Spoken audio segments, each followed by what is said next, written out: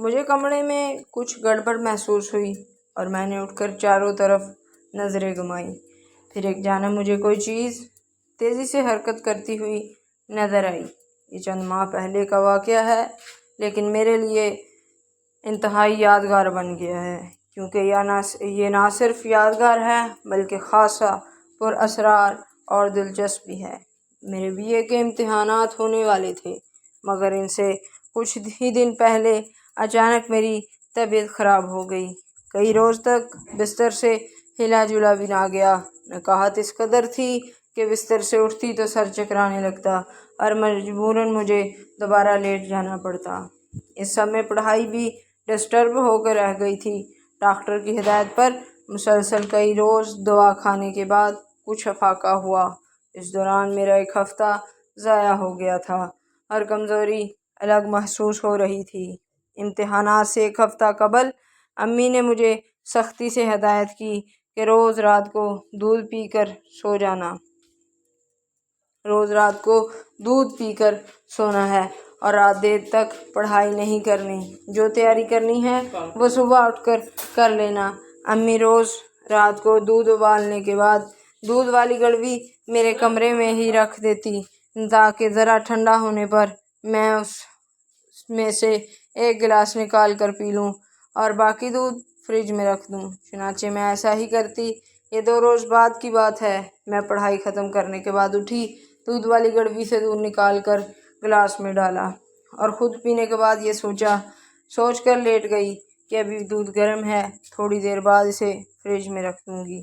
جانے کس وقت میری آنکھ لگ گئی اور میں گہری نیند میں سو گئی۔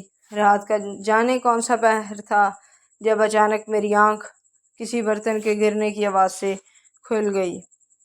مجھے کمرے میں کچھ گڑبڑ محسوس ہوئی اور میں نے اٹھ کر چاروں طرف نظریں گھمائیں۔ پھر ایک جانب مجھے کوئی چیز تیزی سے حرکت کرتی نظر آئی، جسے دیکھ کر میری گھگی بندھ گئی۔ چھوٹی سی کوئی چیز کمرے کے فرش پر تیزی سے اچھل رہی تھی اور اس کی اس حرکت سے برتن گرنے کی آواز پیدا ہو رہی تھی۔ اب میری نظریں نیم اندھیرے میں کچھ حد تک دیکھنے کے قابل ہو گئی تھی۔ اب جو میں نے غور سے دیکھا تو معلوم ہوا کہ کوئی سیاہ رنگ کی چیز دودھ والی گڑوی کو لے کر اوپر نیچے ایسے اچھل رہی ہے جیسے کوئی گیند ہو، اور وہ اسی سے وہ برتن گرنے جیسی آواز پیدا ہو رہی تھی، مگر ابھی تک یہ سمجھ نہیں سکی تھی کہ آخر وہ کیا چیز ہے۔ اب شاید اس سیاہ چیز کو میری موجودگی کا احساس ہو گیا تھا اور اس نے زیادہ زور سے اچھلنا شروع کر دیا۔ میں اگرچہ بہت خوف زدہ تھی، مگر نہ تو چیخ رہی تھی اور نہ ہی کمرے سے بھاگنے کی ہی کوشش کر رہی تھی۔ پھر میں نے ہمت جمع کی اور اٹھ کر کمرے کی لائٹ جلا دی۔ اب منظر واضح تھا، سو میں نے گڑوی کی طرف بغور دیکھا۔ اوہ! بے اختیار میرے منہ سے نکلا۔ سیاہ رنگ کی بلی گڑوی میں منہ پھنسائے بیٹھی تھی۔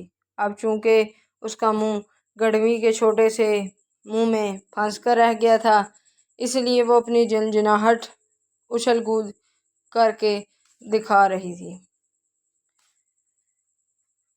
کمرے میں ادھر سے ادھر اس کی بھاگ دوڑ ایک عجیب منظر پیش کر رہی تھی اور مجھے سمجھ نہیں آ رہی تھی کہ میں کیا کروں۔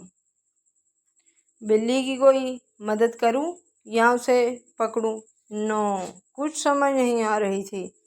بلی اس قدر اشتعال میں تھی کہ اسے پکڑنا بھی ناممکن تھا۔ اس دوران میرے کمرے سے آوازیں سن کر امی اور بھائی بھی آ گئے۔ اب سب کے سامنے وہی منظر تھا جسے میں کئی منٹ سے دیکھ رہی تھی۔ کسی کو بھی میری طرح اس صورتحال کا حل سمجھ نہیں آ رہا تھا۔ پھر قدرت نے خود ہی اس کا حل نکال دیا۔